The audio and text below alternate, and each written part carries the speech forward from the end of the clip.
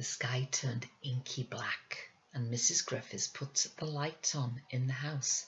But the power failed, and they were left in the dark, surrounded by the sounds of distressed creatures that they could not help.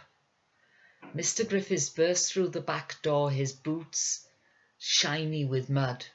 "The track's like a river. I've never seen anything like it," he exclaimed.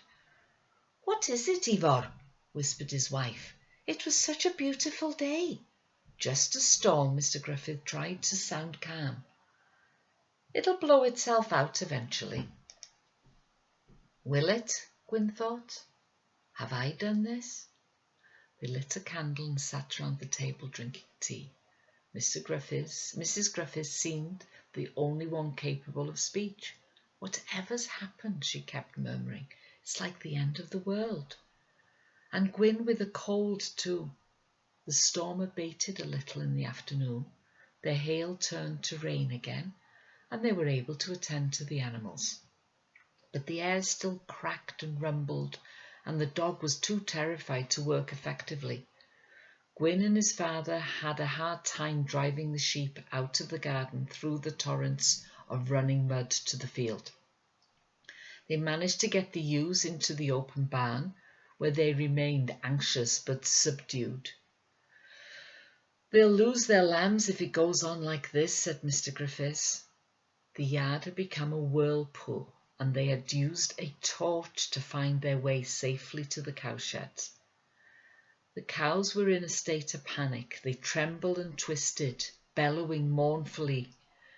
In the torchlight, the whites of their eyes bulged in their black faces, and though they were full of milk, they refused to be touched.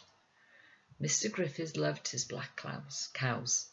He loved to be close to them, and he still milked by hand, ignoring the cold electric apparatus other farmers preferred. He stood in the cowshed, suffering with his animals, dismayed by their condition. "What is it?" he muttered. "Can't be the storm. I've never seen them like this." "Leave them till later, Dad," Gwyn suggested. "They'll calm down when the wind dies." "It's like the devil's in here," said his father, closing the big door on his cattle. They waded back to the kitchen door, leaving their sodden macks and boots in the porch outside. A cloud of water followed them into the room, but, for once, Mrs. Griffiths did not seem concerned. She was looking out of the window on the opposite side of the room. "I'm thinking about Nine," she said. "The lane is like a river. Her front door rattles even in the breeze.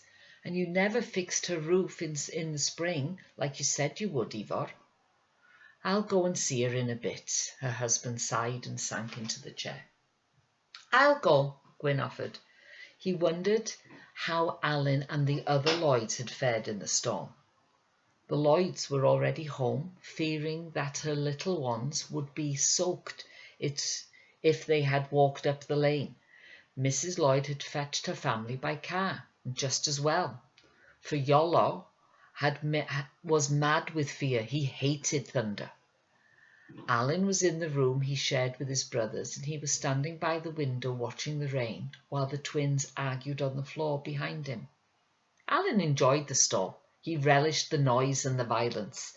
He gazed at the contortions of the trees, hoping that one might fall, and then he saw something. Someone was out in the storm.